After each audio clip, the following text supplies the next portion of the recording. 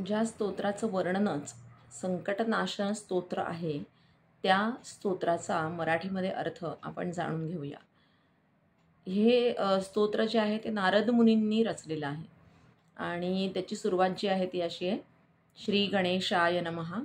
प्रणम्य शिरसा देवं गौरीपुत्रं विनायकं भक्तावासं स्मरे नित्यं आयुः कामार्थसिद्धये. स्तोत्राच्या सुरुवातीलाच या श्री गणपतीला नमस्कार करून आपल्याला या स्तोत्र पठणामुळे काय लाभ होणार आहे ते नारद मुनींनी सांगितलेलं आहे. प्रणम्य शिरसा देवं गौरीपुत्रं विनायकं भक्तावासं स्मरेत नित्यं, म्हणजे भक्तिपूर्ण भावनेने जे सर्व भक्त या स्तोत्राचं पठण करतील त्यांना आयुः कामार्थ सिद्धये, जे जे त्यांच्या मनामध्ये इच्छा आहे ती तर साध्य होईलच आणि भरपूर आयुष्य दीर्घायुष्य त्यांना मिळेल असं म्हटलेलं आहे.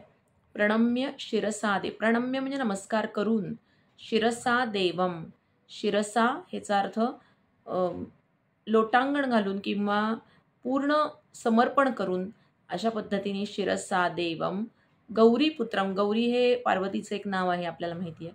गौरीपुत्रम पार्वतीपुत्र अशा श्री गजाननाला नमस्कार करून भक्तिपूर्वक भावनेने हे स्तोत्र जो पठण करेल त्याला दीर्घायुष्य लाभेल आणि त्याच्या सर्व मनोकामना पूर्ण होतील, असा पहिल्या श्लोकाचा अर्थ आहे. प्रथमं वक्रतुंडंच एकदंतं द्वितीयकं तृतीयं कृष्णपिंगाक्षं गजवक्त्रं चतुर्थकं. 4 नावं आलेली आहेत. पहिलं जे नाव आहे ते वक्रतुंड असं आहे. आपल्या सगळ्यांना हे आवडीचं किंवा अतिशय परिचित असलेलं नाव आहे. वक्रतुंड याचा अर्थ ज्याची सोंड वेटोळी आहे अशा पद्धतीचा जो चेहरा असलेला श्री गणेश याला माझा नमस्कार असो. प्रथमं वक्रतुंडंच एकदंतं द्वितीयकं. 2 दातांपैकी एक दात युद्धामध्ये वापरलेला आहे आणि त्याच्यामुळे एकच दात ज्याला आहे त्या वक्रतुंडाला, त्या श्री गणपतीला, त्या एकदंताला माझा नमस्कार आहे. प्रथमं वक्रतुंडंच एकदंतं द्वितीयकं तृतीयं कृष्णपिंगाक्षं. त्याचे डोळे कसे आहेत? कृष्ण म्हणजे काळे, काळे आणि लालसर थोडेसे असे डोळे आहेत त्याचे. प्रथमं वक्रतुंडंच एकदंतं द्वितीयकं तृतीयं कृष्णपिंगाक्षं गजवक्त्रं चतुर्थकं. वक्त्र याचा अर्थ मुख, चेहरा. ज्याचा चेहरा हत्तीचा आहे त्या गजवक्त्र अशा श्री गणपतीला माझा नमस्कार आहे, असा पहिल्या श्लोकाचा अर्थ आहे. प्रथमं वक्रतुंडंच एकदंतं द्वितीयकं तृतीयं कृष्णपिंगाक्षं गजवक्त्रं चतुर्थकं लंबोदरं पंचमंच षष्ठं विकटमेव च सप्तमं विघ्नराजेंद्र धूम्रवर्णं तथाष्टकं. लंबोदर याचा अर्थ उदर म्हणजे पोट, ज्याचं पोट मोठं आहे अशा लंबोदर अशा श्री गणपतीला माझा नमस्कार असो. विकट म्हणजे भयंकर. आता हे भयंकर जे रूप आहे ना ते भक्तांसाठी नाही आहे बरं का, तर ते शत्रूसाठी, असुरांसाठी त्याचं भयंकर रूप आहे. त्या भयंकर रूपातील श्री गणेशालाही माझा नमस्कार असो. त्याचं कारण असं आहे, त्या भयंकर श्री गणेशाच्या रूपामुळेच माझ्याकडे येणारी सर्व संकट नाहीशी होतात. कारण माझ्यावरती जी श्री गणेशाची कृपा आहे तर ती त्या संकटांना दूर करते. मग त्या संकटांना श्री गणेशाचं रूप कसं दिसतं, तर महाभयंकर असं श्री गणेशाचं रूप आहे, विकट असं श्री गणेशाचं रूप आहे. त्या विकट रूपालाही माझा नमस्कार आहे. सप्तमं विघ्न राजेंद्रम असं म्हणलेलं आहे, म्हणजेच जो सर्व संकटांचा नाश करून जो राजेंद्राप्रमाणे विलसतो, शोभायमान असतो, त्या श्री गणेशाला माझा नमस्कार असो. सप्तमं विघ्न राजेंद्रम धूम्रवर्णं तथाष्टकं. ज्याचा रंग ना धुरासारखा आहे, म्हणजे धुरकट असा थोडासा रंग आहे. आपल्याला माहिती आहे हत्तीचा जो रंग असतो ना तो पूर्ण काळाही नसतो आणि राखाडी नसतो, धुरासारखा रंग असतो त्याचा. थोडासा राखाडी, थोडासा काळसर असा रंग असतो. तसा हा श्री गणेशाचा रंग आहे. त्या रूपातल्या श्री गणेशाला माझा नमस्कार असो. नवमं भालचंद्रंच दशमंतु विनायकं एकादशं गणपतींच द्वादशंतु गजाननम. म्हणजे 4 नावं पुन्हा आलेली आहेत. पहिलं नाव कोणतं आलेलं आहे? 9वं नाव तर भालचंद्र.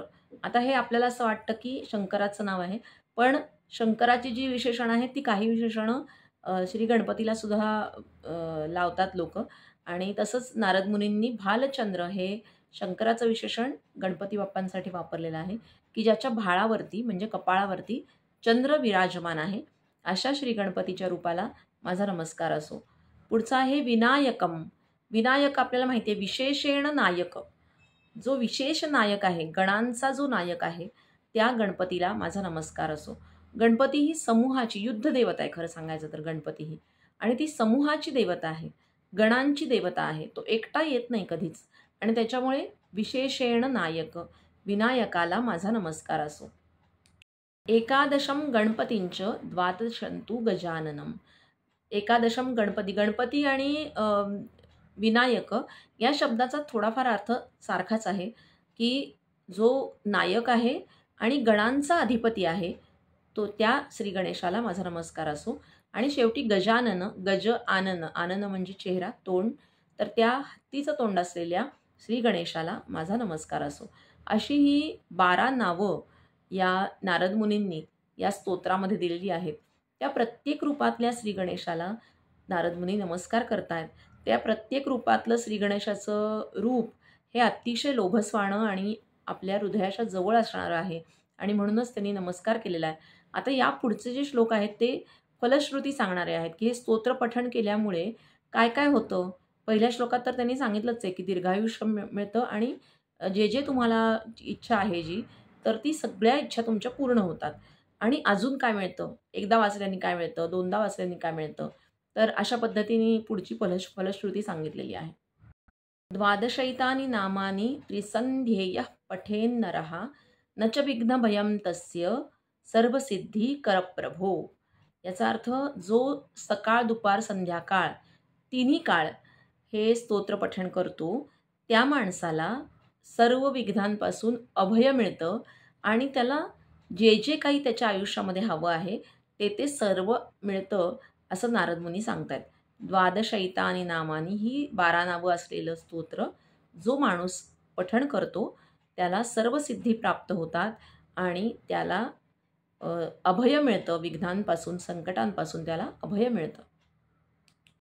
विद्यार्थी लभते विद्याम, धनार्थी लभते धनम, पुत्रार्थी लभते पुत्रान, मोक्षार्थी लभते गतिम. किती छान सांगितलेलं आहे की जे जे ज्याला ज्याला हवंय ते ते सगळं श्री गणेश देतात. पुत्रार्थी लभते पुत्रान, मोक्षार्थी लभते गतिम. पहिली ओळ तर अतिशय सोपी आहे की ज्याला विद्या हवी आहे त्याला विद्या मिळते, ज्याला धन हवं आहे त्याला धन मिळतं, ज्याला मुलगा हवा आहे त्याला मुलगा मिळतो, आणि शेवटी ज्याला मोक्ष हवा आहे त्यालाही चांगली गती मिळते मृत्यूनंतरची. असा फायदा हे स्तोत्र पठण केल्यामुळे होतो. पुढे ते सांगतात की ज्याला हे म्हणता येत नाही, की बोलण्याचा प्रश्न असेल किंवा उच्चारांचा प्रश्न असेल, लिहिता वाचता येत नसेल, त्यांनी काय करावं. अष्टभ्यो ब्राह्मणेभ्यश्च लिखित्वा समर्पयेत तस्य विद्या भवेत सर्वात गणेशस्य प्रसादतः. किती छान सांगितलेलं आहे की ज्याला हे मुखाने म्हणता येत नाही आहे, वाचता लिहिता येत नाही आहे, किंवा बोलण्याचाच प्रश्न असेल, कोणाचा जर प्रॉब्लेम असेल, तर त्यांनी काय करावं, तर 8 ब्राह्मणांकडून लिहून घ्यावं आणि श्री गणेशाच्या चरणी अर्पण करावं, आणि मग त्याला सर्व विद्या प्राप्त होतात श्री गणेशांच्या आशीर्वादाने, असं नारद मुनींनी खात्रीदायक सांगितलेलं आहे. असं हे संकटनाशन स्तोत्र संपूर्णम, असं हे नारदांनी रचलेलं, महर्षी नारदांनी रचलेलं संकटनाशन स्तोत्र ते समाप्त होतं. इतकं साधं सोपं सरळ आणि खात्री देणारं असं हे स्तोत्र आहे. तर ते सगळ्यांनी रोज म्हणलं तरी छोटंसं स्तोत्र आहे, सहज आपल्या मुखामध्ये ते बसेल आणि त्याचं पठण सहजरित्या आपल्याला करता येईल.